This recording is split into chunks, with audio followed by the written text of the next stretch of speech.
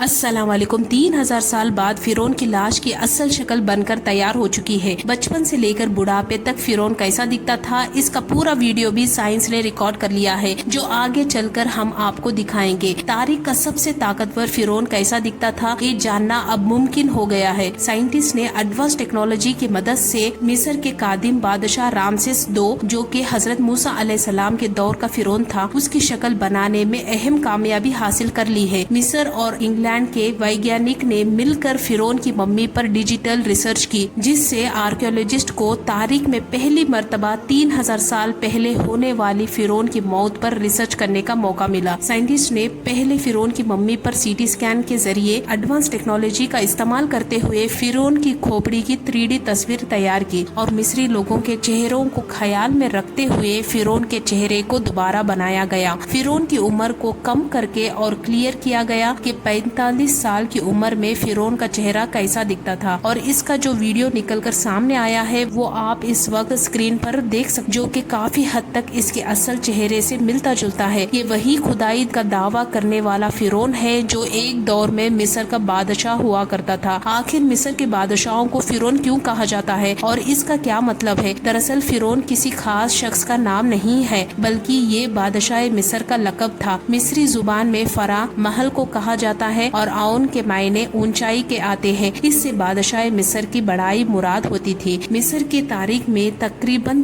فرعون گزرے ہیں، یعنی 33 بادشاہ گزرے ہیں، اور ہر فرعون کو تقریباً 100 سال کی حکومت ملی تھی۔ حضرت موسیٰ علیہ السلام کے دور کا جو فرعون تھا وہ بہت ہی ظالم اور سخت دل کا تھا۔ اس نے بنی اسرائیل کو زبردستی اپنا غلام بنا لیا تھا اور ان سے سخت کام کرواتا تھا، اور جو اس کے حکم کی اطاعت نہیں کرتا اس کو کڑی سزا ملتی تھی۔ جب فرعون کا ظلم حد سے بڑھ گیا تو اللہ نے اپنے پیغمبر حضرت موسیٰ علیہ السلام کو اس کی طرف بھیجا۔ ایک دن فرعون اپنے محل میں بڑے آرام سے سو رہا تھا کہ اس نے ایک خواب دیکھا کہ بیت المقدس کی طرف سے ایک آگ نکلتی ہے جو پورے مصر کو گھیر لیتی ہے اور تمام فرعونیوں کو جلا ڈالتی ہے، لیکن بنی اسرائیل کو آگ نے کوئی نقصان نہیں پہنچایا۔ یہ عجیب و غریب خواب دیکھتے ہی فرعون بڑا پریشان ہوا۔ اس نے نجومیوں کو بلا کر اس خواب کی تعبیر معلوم کی تو نجومیوں نے بتایا کہ بنی اسرائیل میں ایک ایسا لڑکا پیدا ہوگا جو تیری بادشاہت کو ختم کر دے گا۔ یہ سنتے ہی فرعون نے اپنے سپاہیوں کو حکم دیا کہ بنی اسرائیل میں جو بھی لڑکا پیدا ہو اسے قتل کر دیا جائے۔ اس کے حکم کے بعد بنی اسرائیل کے معصوم بچوں کا قتل عام شروع ہو گیا، مگر اللہ جو چاہتا ہے اسے بھلا کون روک سکتا ہے۔ اسی سال حضرت موسیٰ علیہ السلام کی پیدائش ہوئی، جس سال بچوں کا قتل عام ہو رہا تھا۔ آپ کی والدہ کے ذہن میں اللہ سبحانہ تعالیٰ نے یہ خیال ڈالا کہ وہ حضرت موسیٰ علیہ السلام کو ایک لکڑی کے صندوق میں رکھ کر دریائے نیل میں چھوڑ دے۔ حضرت موسیٰ علیہ السلام کی والدہ نے ایسا ہی کیا، اور یہ صندوق دریائے نیل سے بہتا ہوا فرعون کے ہی محل کی دیوار سے جا لگا۔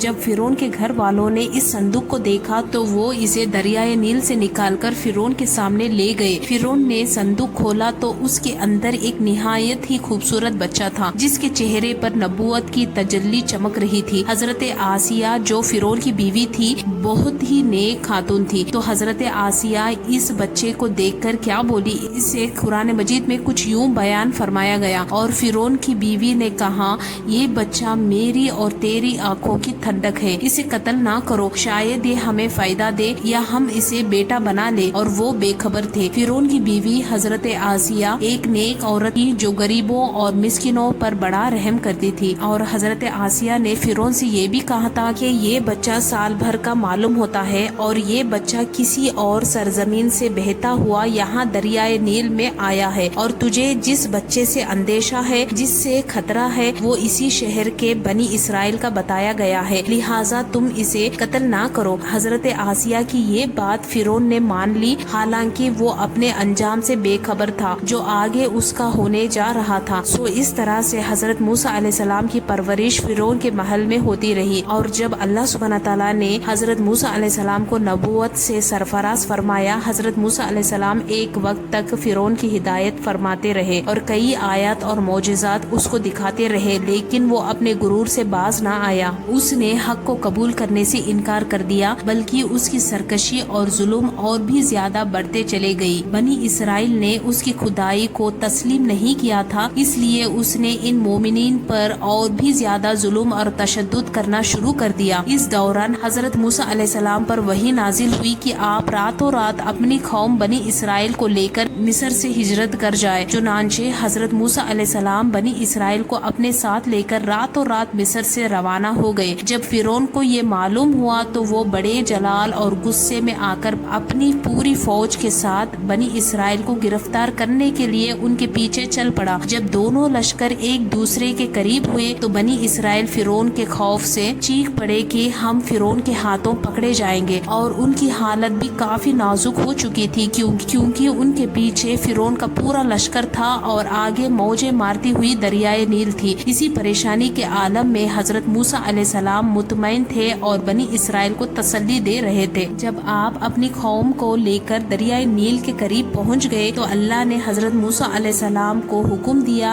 ऐ मूसा अपना आसा दरिया पर मारो। चुनांचे जब हजरत मूसा अलैहिस्सलाम ने अपना आसा दरिया पर मारा तो फौरन ही दरिया का पानी दो हिस्सों में बढ़ गया और बीच में एक रास्ता निकल आया। हजरत मूसा अलैहिस्सलाम बनी इसराइल को लेकर उस रास्ते से सलामती के साथ पार हो गए। फिरौन जब दरिया के करीब पहुंचा तो उसने दरिया में एक रास्ता बना हुआ देखा और अपने लश्कर को लेकर दरिया में बनने वाले इस रास्ते पर चल पड़ा। जब फिरौन और उसका लश्कर दरिया के बीच में पहुंच गए तो अचानक दरिया का पानी मौजें मारने लगा और फिरौन अपने लश्कर समेत इस दरिया के पानी में डूबकर गर्क हो गया। इसके साथ ही फिरौन की बादशाहत भी खत्म हो गई और अल्लाह सुब्हान तआला ने उसकी लाश को पूरी दुनिया के लिए इबरत बना दिया, जो कि कहीरा के म्यूजियम में सजी हुई है। उम्मीद करते हैं आज का ये इन्फॉर्मेटिव वीडियो आपको पसंद आया होगा। अगर वीडियो आपको पसंद आया है तो इस वीडियो को लाइक करें, अपने दोस्तों में शेयर करें। हम मिलते हैं आपको अगली वीडियो में, तब तक के लिए अस्सलाम वालेकुम।